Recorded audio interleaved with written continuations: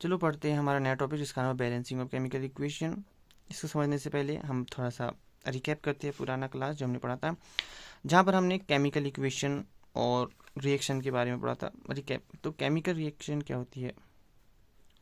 Chemical reaction का मतलब होता है कि जब रिएक्टेंट और प्रोडक्ट के बीच में कुछ बनता है, यानी रिएक्टेंट कुछ कम होता है और प्रोडक्ट कुछ बनता है, यानी रिएक्टेंट जब आपस में कोलाइड करते हैं तब हमें प्रोडक्ट बनता है। बेसिकली ये तो थोड़ा सा आगे की वजह, हम 11 में जाएंगे तब हम पढ़ेंगे क्या होता है रिएक्टेंट और प्रोडक्ट कैसे बनता है। फिर हायर लेवल में जाएंगे तो हमें देखता है कि रेट ऑफ रिएक्शन के बारे में थोड़ा सा और एडवांस जानने को मिलता है, जो कि 11 से थोड़ा सा आगे होता है। तो बेसिकली अगर मेरे पास एक रिएक्टेंट में ए और बी है, तो ये जब आपस में कोलाइड करेंगे, आपस में जब कोलिजन होगा तो हमें C+D यानी कि हमें कुछ प्रोडक्ट की फॉर्म मिलेगा। यानी जितना हमारा प्रोडक्ट कम होगा उतना हमारा प्रोडक्ट बढ़ेगा, यानी कि जितना रिएक्टेंट कम होगा उतना हमारा प्रोडक्ट क्या हो जाएगा, बढ़ेगा। सॉरी, मैंने कहा कि तो यहाँ पर क्या हो जाएगा, जितना रिएक्टेंट कम होगा उतना प्रोडक्ट बढ़ेगा। ठीक है, यानी कि जिस चीज़ को हम कहते हैं कि concentration of a rate of reaction की फॉर्म में जितनी घटेगी उतना बराबर कितना हो जाएगा कंसंट्रेशन ऑफ सी पॉजिटिव में। सिमिलरली फॉर कंसर्न ये बराबर किसके होता है, dB/dt की, और जो बराबर होता है पॉजिटिव में, नहीं इतना सब बन रहा है। सिंपल सी बात है, अगर इसको हम लॉजिकल वे में करें, इन दोनों को मिला के बात करें तो dψ/dt होता है, जो एक्सटेंशन और बताता है कि कैसे बना। तो बीसी तो खैर बात की बात होगी जब हम 11th 12th अंडर ग्रेजुएट में पढ़ेंगे। तो अभी यहाँ समझो कि रिएक्शन का मतलब है कि जब रिएक्शन यानी जब रिएक्टेंट में, जैसे तुम्हारे पास जो सामान है, तुमने उसको आपस में मिलाया, तो मिलाने के बाद कुछ नया चीज़ बनेगा। तो जब नया चीज़ कैसे बनता है, जब दो जो रिएक्टेंट में हैं, यानी कि जो रिएक्शन कर रहे हैं उनसे जो आपस में मिलेंगे, यानी जो भी आपस में कोलिजन करेंगे, देन उसके बाद हमें कुछ मिलेगा। तुमने दूध में पानी मिलाया तो कुछ ना कुछ तो नया बना, तो ये जो एक प्रोडक्ट तो बना। तो यानी कि अगर मैंने क्या किया, मैंने मिल्क लिया और इसमें मैंने, ये मेरा मिल्क है, इसमें मैंने पानी डाल दिया, तो मेरे को कुछ ना कुछ तो मिलेगा मिल्क वाटर में।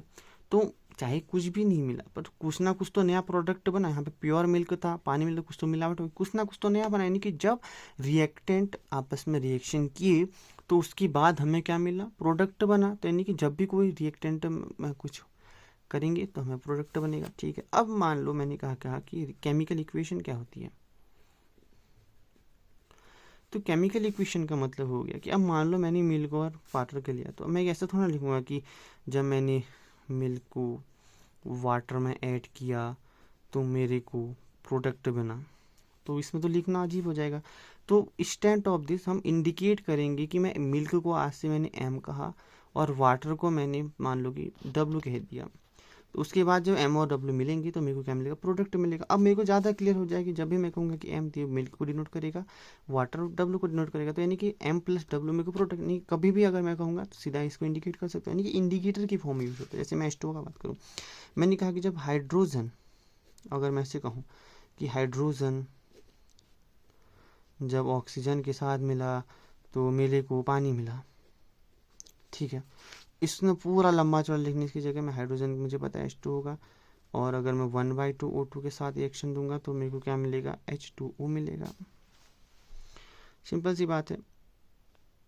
तो क्या हुआ कि ऑक्सीजन मिला हाइड्रोजन के साथ, तो जैसे इन दोनों मिले तो इन दोनों से मिलने से हमें क्या मिला, वाटर मिला। बेसिकली इसको ऐसे समझो ना कि एक रिएक्टेंट, दो रिएक्टेंट थे, यानी जितनी भी रिएक्टेंट थी मान लो, ठीक है, तो आपस में मिलेंगे, जैसे ही वो मिलेंगे कुछ नया तो मिलेगा, ऐसे मिलते ही कुछ नया फॉर्म बनेगा।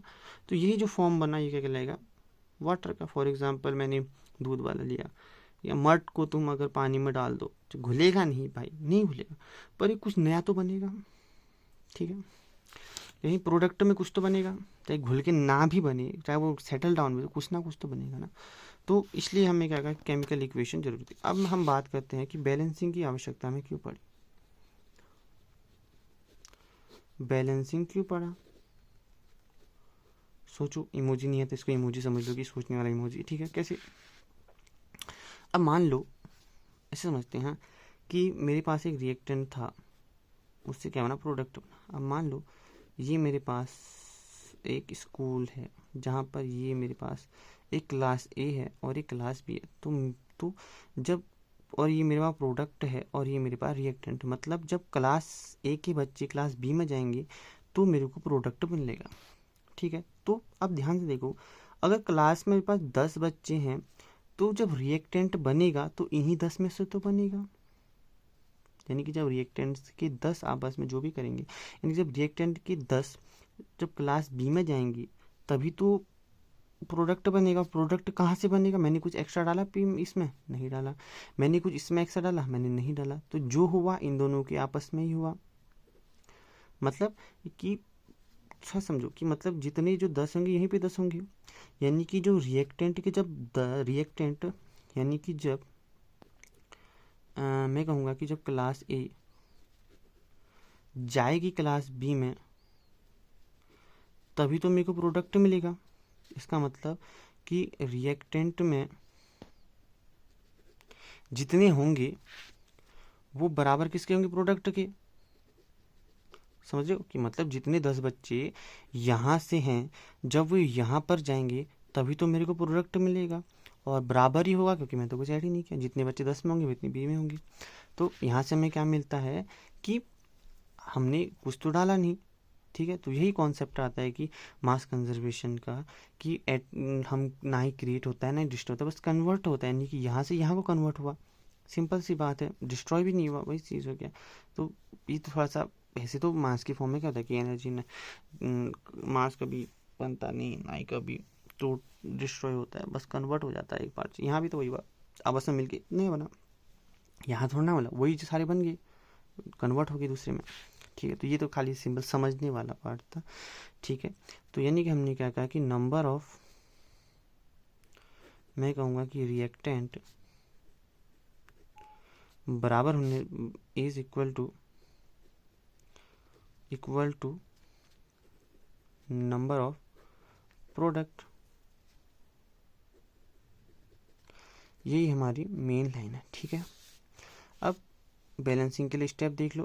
पहला स्टेप, हमेशा हाई वाले को, हाई एलिमेंट को बैलेंस करने की कोशिश करो, देन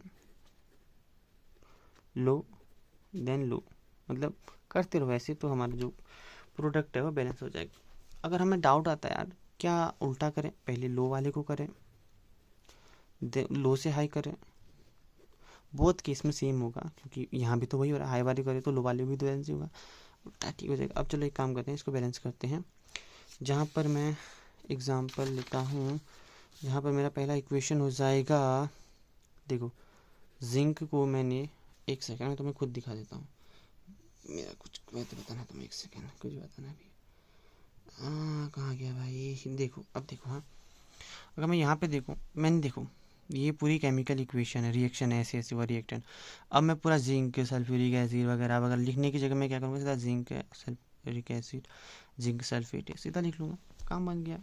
क्या हुआ देखो, जितने यहाँ थे, कहाँ गया भाई, जितने यहाँ थे उतने वहाँ बने, बस आपस में मिलजुल के बनाई, जिंक यहाँ मिल गया, बनेंगे कैसे हुआ, क्या हुआ देखो। अब ध्यान से देखो। हाँ, तो मेरे पास क्वेश्चन है कि जब जिंक H2SO4 के साथ रिएक्शन देता है तो हमें ZnSO4 प्लस H2 मिलता। अब देखो सबसे पहले ज़्यादा वाले को चेक करते हैं। हाँ, ऑक्सीजन ऑक्सीजन बराबर है, देन उससे लोअर सल्फर सल्फर बराबर है, हाइड्रोजन हाइड्रोजन बराबर है, जिंक जिंक बैलेंस है। ठीक है, दूसरी इक्वेशन ये थोड़ी सी इंपॉर्टेंट है बैलेंसिंग के लिए, और कुछ नहीं। एफ, जब आयरन को मैंने पानी डालूंगा, लोहे में पानी डालूंगा तो क्या होगा, हमें तो पता है जंग लेगी, ठीक है। तो Fe3O4 बनता है, वही आयरन जो भी, और H4 बनता है। मैं भी जानता भाई कुछ नहीं। देखो अब क्या करते हैं, वही डाउट, दो डाउट हमारे पास, क्या बराबर होगा ये नहीं देखते। पहले वाला हाई वाला यूज़ करते हैं, जब हम सबसे पहले हाई नंबर को बैलेंस करेंगे। तो हाई नंबर क्या, हमारे पास ऑक्सीजन तो 4 है, यहाँ पर 1 है। तो एक काम करते हैं, इस वाले ऑक्सीजन को मैं, देखो ये मेरे पास A है, B है, और ये C है, और ये हमारे पास D है। तो अब एक काम करते हैं, क्योंकि ऑक्सीजन यहाँ पर ये रिएक्टेंट और ये प्रोडक्ट है, तो प्रोडक्ट में जो ऑक्सीजन है वो मल्टीप्लाई 4 है, तो यहाँ के ऑक्सीजन को मल्टीप्लाई भी 4 से कर देंगे तो दोनों बराबर हो जाएगा। तो 4 से मल्टीप्लाई के लिए मैं क्या करूँगा, स्टेप 1 में H2O को मल्टीप्लाई कर देता हूँ 4 को, ये तो बन जाएगा 4H2O। सो यहाँ पर ऑक्सीजन 4 हो जाएगा, तो यहाँ पर भी ऑक्सीजन 4, यह बैलेंस हो जाएगा।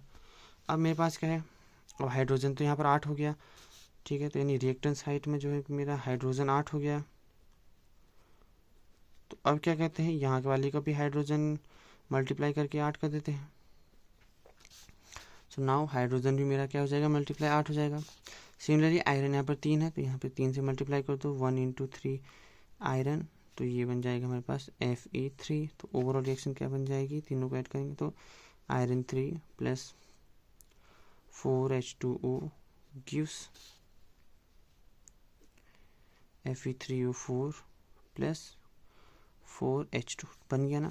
अब देखो, अगर मैं, मेरा जो डाउट आ रहा है कि अगर मैं लो से करूँ तो क्या होगा, आयरन यहाँ पर 1 है, यहाँ पर 3 है, तो इस वाले को 3 से मल्टीप्लाई कर देते हैं, वही चीज़ हो रहा है कि 3Fe, ठीक है, प्लस अब देखो ऑक्सीजन 2 है, यहाँ पर 2 है, चलो ठीक है, पर ऑक्सीजन 1 है, 4 है, तो इस वाले को 4 से मल्टीप्लाई कर दो तो उसको भी 4 से मल्टीप्लाई करना पड़ेगा, यानी 4H2O plus Fe3O4 plus 4H2। तो दोनों केस में क्या कहूँगा कि अगर मैं लोस को पहले करूँ या हाई को पहले करूँ, दोनों में केस बराबर है, पर हाई वाले में थोड़ा सा एक एडवांटेज मिल रहा है, क्योंकि हमें पहले ही पता चल रहा है कि यहाँ पे 4 है, तो इसको 4 करने के लिए अगली वाले को हम अगली वाले में देखेंगे कि यहाँ पर 4 है नहीं, जैसे यहाँ पर था, यहाँ पर ऑक्सीजन 4 है, तो अब मेरे को दूसरी जगह ऑक्सीजन देखूंगा कि वहाँ पर कितना है, यहाँ पर 1 है, इसको 4 से मल्टीप्लाई करके मेरे को 4 बनाना पड़ेगा। जैसे मैंने 4 से मल्टीप्लाई करूँगा तो इसके साथ ज्वाइंट में पूरे को करना पड़ेगा, अब ये भी 4 हो जाएगा, ये भी 4 हो जाएगा, ठीक है। H2 की बात करूँ तो 2 था, यहाँ पे 2 था, बट इसकी वजह से 8 हो गया, तो यहाँ भी पूरा बराबर करना पड़ेगा, तो 4 की कमी है, 4 मल्टीप्लाई कर दो। सिमिलरली यहाँ पर 1 है, 3 है, तो 3 की मल्टीप्लाई करके बराबर, तो ये ओवरऑल इसका था। तो मेरे ख्याल से तुमको समझ में आया होगा कि मैं क्या कहना चाहता हूँ, बैलेंसिंग ऑफ केमिकल इक्वेशन। अभी तो इसका बस थोड़ा सा डेफिनेशन वगैरह हमने पढ़ा, थोड़ा सा पढ़ा, अब अगली क्लास में हम इससे संबंधित क्वेश्चंस को करेंगे, ताकि ये हमारा कॉन्सेप्ट एकदम क्लियर हो जाए। एक बार कॉन्सेप्ट क्लियर हो जाए तब हम आगे बढ़ेंगे। तो जितना समझ में आए उसके लिए तुम्हारा ये क्वेश्चन कि तुम्हें खुद का क्वेश्चन बिल्ड करना है, तब तक के लिए क्वेश्चन बिल्ड करो, ठीक है, अगर टाइम मिले तो। मेरी तरफ तक के लिए बाय बाय।